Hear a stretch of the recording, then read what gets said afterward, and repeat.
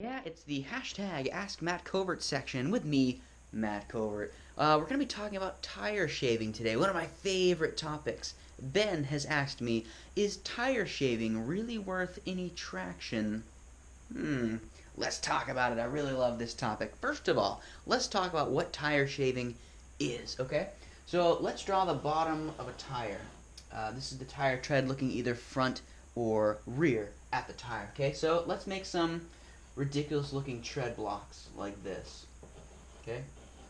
They look like buck teeth, but for the purpose of this, you'll understand in just a second, okay? Tire shaving is the act of taking the tread and wearing them down so that they're much shorter, okay? Why would you want to do that? You're effectively shortening the length of shortening the life of the tire by making the tread blocks shorter. It means they won't last as long. That's kind of weird. Alright, well, let's talk about why you would want to do that, okay?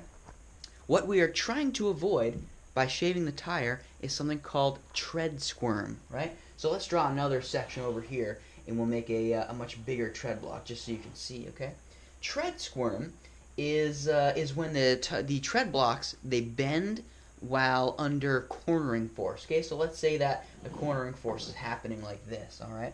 And if the car is going this way, obviously, this block is actually going to bend over a little bit, something like this, okay? Okay? This is a problem because, you know, when you bend something back and forth a bunch of times, okay, it generates heat because the molecules are experiencing a ton of friction, right? When you bend a tread block like this, it creates a ton of heat in the tire. And I think in the other hashtag video for this section in this magazine, we talked about the optimal tire range or optimal temperature range of a tire, okay, from here to here, right? If you generate too much heat in the tire with all these tread blocks bending around, you're going to exceed this range and be outside the tire's optimal temperature range. It won't work as well. You'll have less traction. The tire will deteriorate faster, all right? So shaving the tread blocks down, let's say we've done it to this one.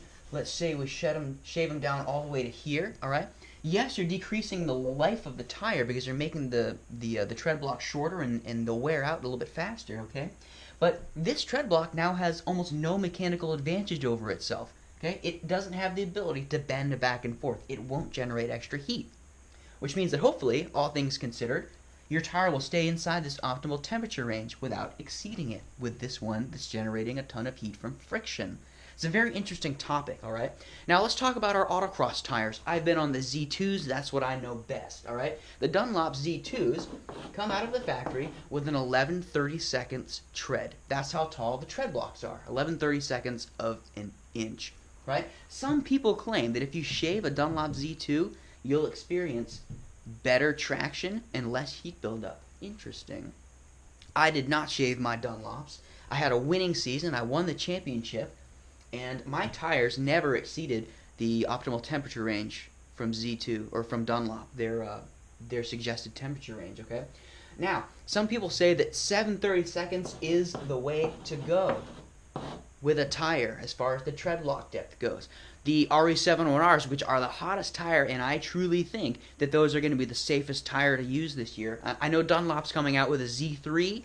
I think that Kumo is doing a fourth rendition of whatever tire they have. The Rival S is getting a reboot, which is exciting, but the RE71R is definitely going to be the safest tire. It won all the nationals, and it seems to be the way to go.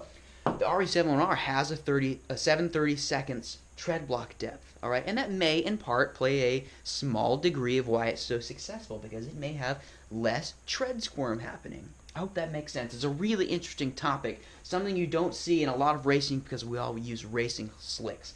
But having to be on 200 treadwear tires, this is something that we'll always have to deal with. So I think that, like I said, you won't have to worry about it this year if you go with any type of good autocross tire, okay? Is shaving tires worth it? I would say yes, depending. If you're running an all-season tire, absolutely it's going to be. If you're running a specific autocross tire, a 200 UTQG rated tire, you're probably going to be fine, and I wouldn't worry about it at all.